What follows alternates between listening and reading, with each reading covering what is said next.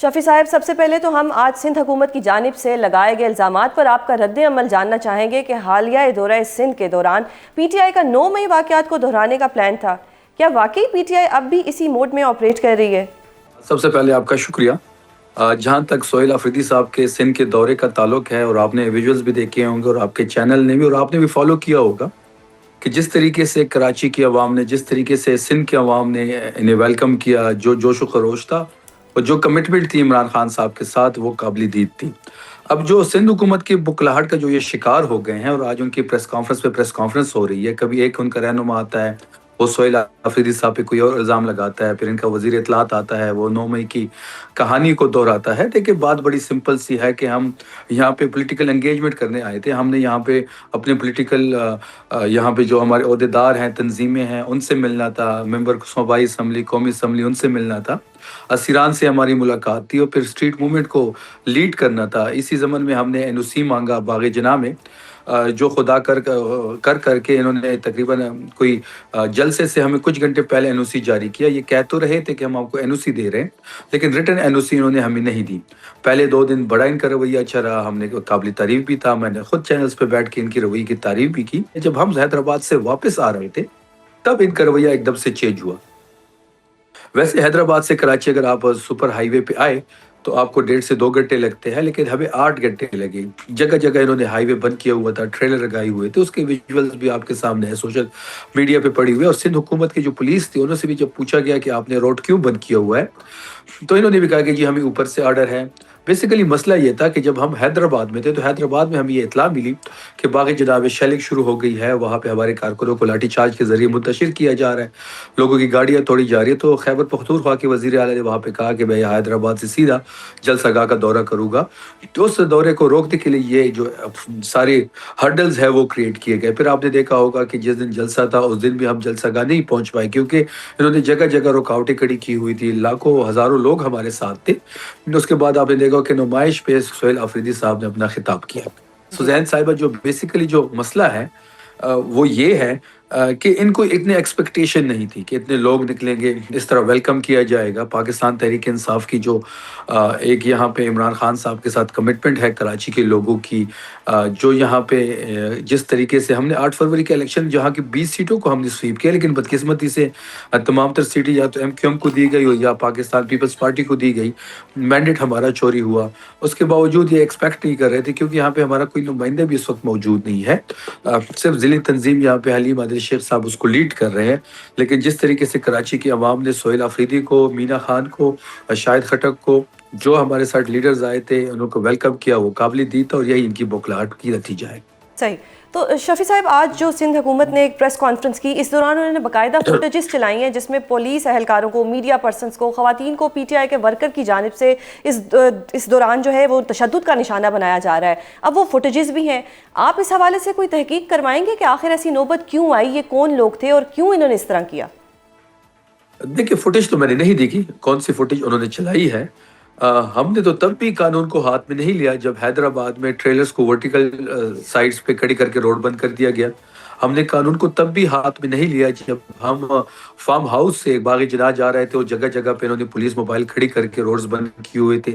ہم نے تب بھی قانون کو ہاتھ میں نہیں لیا جب یہ این او سی باغ جناح میں شیلنگ کر رہے تھے۔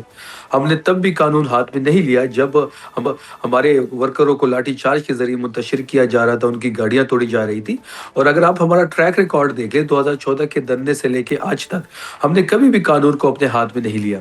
جب ہم باغ جناح جا رہے تھے، جس میں حلیم عادل شیخ صاحب ہمارے ساتھ تھے، کراچی کی تنظیم ساری ہمارے ساتھ تھی، ہمارے MNAs MPs جو فارم 45 پہ جیتے ہوئے ہیں، فارم 47 پہ ہرائے گئے ہیں، وہ ہمارے ساتھ تھے۔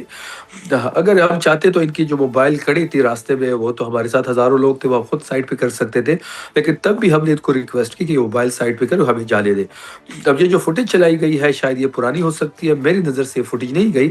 البتہ اس 4 دن میں ہم نے کوئی بھی ایسی حرکت نہیں کی جس سے قانون کو ہم نے اپنے ہاتھ میں لیا ہو۔ صحیح۔ اچھا سر، یہ بھی بتائیے گا کہ وزیر اعلیٰ KP سہیل آفریدی صاحب کی وزیر اعلیٰ سندھ کے ساتھ ملاقات نہ ہونے کی کیا وجہ تھی، اور اگر ان کی کوئی عدم دستیابی تھی یا وہ کہیں بیزی تھے تو اس دوران آپ کو سینئر صوبائی وزیر سے ملاقات کا آپشن بھی دیا گیا، تو وہ آپشن آپ لوگوں نے کیوں نہیں ایکسیپٹ کیا؟ دیکھیں، جب وزیر اعلیٰ صاحب نے اناؤنس کیا کہ وہ سندھ جا رہے ہیں تو سندھ کی وزیر اعلیٰ صاحب نے خود کال کی سہیل آفریدی صاحب سے ان کی بات ہوئی، ان کی راجہ سلمان اکرم راجہ صاحب سے بات ہوئی، اور انہوں نے خود انوائٹ کیا ملاقات کے لیے. تو اور منڈے کی مارننگ صبح 9:30 ہماری جو ملاقات تھی ان کے ساتھ طے تھی. سنڈے کی رات کو ان کی طرف سے کال آتی ہے کہ جی وہ نہیں مل سکتے، اور آپ سے ان کی جو سینئر وزیر ہے وہ آپ سے ملاقات کریں گے. وہ پروٹوکول کے خلاف تھا، تو اس لیے ہم نے ان سے ملاقات نہیں کی. لیکن ہمیں یہ پتہ ہے کہ پریشر کہاں سے پڑا اور انہوں نے ملاقات سے کیوں معذرت کی، کیونکہ یہ پریشر برداشت نہیں کر سکتے، کیونکہ ان کو پتہ ہے کہ یہ ان کے پاس مینڈیٹ نہیں ہے، ان کو بھرتی کیا گیا ہے، ان کے اختیار میں کچھ نہیں ہے. اور جب آپ وہ فارم 47 پہ آ کے یہاں پہ حکومتیں بناتے ہیں تو پھر آپ کو انہی کی ماننی پڑے گی جس کو آپ نے بھرتی کیا ہو. صحیح. شفیع صاحب، ایک طرف تو وزیر اعلیٰ کے پی کا جو دورہ تھا وہ مکمل ہوا، اور آج بنوں میں امن کمیٹی کے جو 4 اراکین تھے وہ دہشت گردی کا نشانہ بنے. اب ایک تنقید ہو رہی ہے آپ کی حکومت کے اوپر، سہیل آفریدی کے اوپر، کہ وہ اپنے صوبے کے امن پر توجہ دیں جبکہ ان کو دوسرے صوبوں میں جانے کی لگی ہوئی ہے.